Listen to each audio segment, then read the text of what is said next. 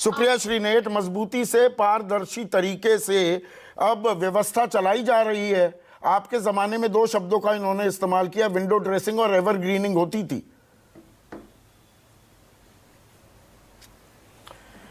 एक तो होता है चोरी और उसके ऊपर से होती है थेथरई, वही कर रहे हैं गोपाल अग्रवाल जी। और जो शुरू में इन्होंने बोल दिया कि मैं एजेंडा लेकर बैठी हूं, तो एजेंडा लेकर कौन बैठा है और सवालों से कौन भाग रहा है और विंडो ड्रेसिंग यहां पे कौन कर रहा है, वो सारी दुनिया देख रही है। खैर छोड़िए उन बातों को। मैं आपसे एक सिंपल सवाल पूछती हूं। 10 लाख करोड़ के ऊपर राइट ऑफ किया गया, उसका 13% केवल रिकवर किया गया है।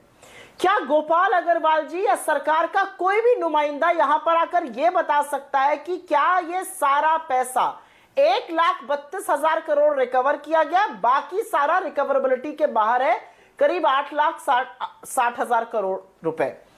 यह रिकवर कब होगा?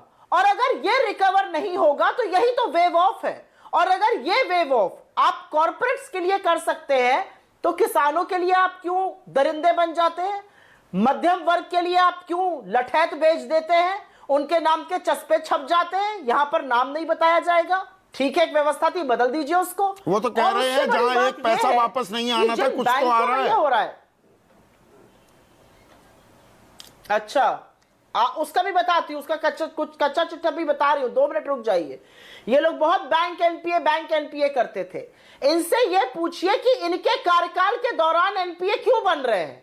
क्योंकि अर्थव्यवस्था पूरी तरह से ठप है और क्विड प्रो को चालू है। इसका सिर्फ एक जवाब है। एक बात और आपके पते की बता देती हूं, ज्यादातर ये लोन्स पीएसयू बैंक्स में है। पीएसयू बैंक्स का रिकैपिटलाइजेशन सरकार करती है, जो कि tax payers money, both direct indirect, हर हिंदुस्तानी के पैसे से होता है।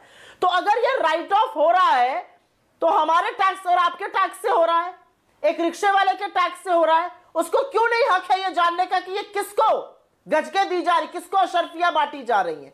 और जो आपने एनसीएलटी की बात करी, मैं उसमें 2 चीज जरूर जोड़ना चाहती हूं। गोपाल बाबू कह रहे हैं कि मैं बहुत ही शैलो आर्ग्यूमेंट दे रहा हूं कि भाई समझदार चैनल, समझदार एंकर भी मुझे कह दिया और बहुत हल्की बात मैंने कह दी।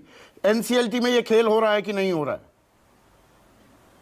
मैं वहीं पे, उसी पे मैं जा रही हूं। जब आईबीसी बन रही थी और जब स्वर्गीय अरुण जेटली जी हम लोगों की रोज डीब्रीफिंग करते थे और उसको समझाते थे, तब भी यह सवाल उठा था और आज भी यह सवाल है, चरितार्थ करता हुआ, कि जो भय और आशंका तब दिखाई गई थी वो आज दिख रही है। पूछिए क्यों? पहले बैंक्स लोन को राइट ऑफ करने में डरते थे क्योंकि उनको पता था कि आरबीआई और फाइनेंस मिनिस्ट्री सवाल पूछेगी। आज क्या है? आज गोरख धंधा है, बैंक एक साथ मिल जाते हैं, कमिटी ऑफ क्रेडिटर्स बन जाती है, उनके सामने रेजोल्यूशन आ जाता है और वो डिसाइड कर लेते हैं हमें कितना हेयरकट देकर राइट ऑफ करना है। एनसीएलटी जो है वो कॉर्पोरेट डेटर वहां पर जाता है, उसकी कोई लायबिलिटी नहीं है आज की तारीख में।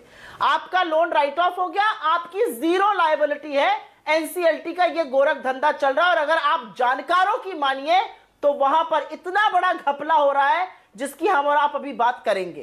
पर घपला जो 2012 से, एक मिनट, गोपाल बाबू का बिल्कुल डायरेक्ट आरोप था कि 18 लाख करोड़ रुपए एनपीए वो बढ़कर 52 लाख करोड़ कैसे हो गए?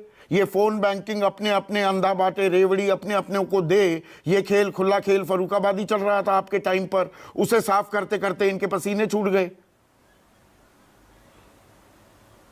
नहीं, इनके पसीने सिर्फ छूट गए अपने हमने वालों और हम प्यालों को फायदा पहुंचाते हुए। हमारे दो को फायदा पहुंचाते इनके होश फाख्ता हो गए, बाकी इनके होश फाख्ता नहीं हुए।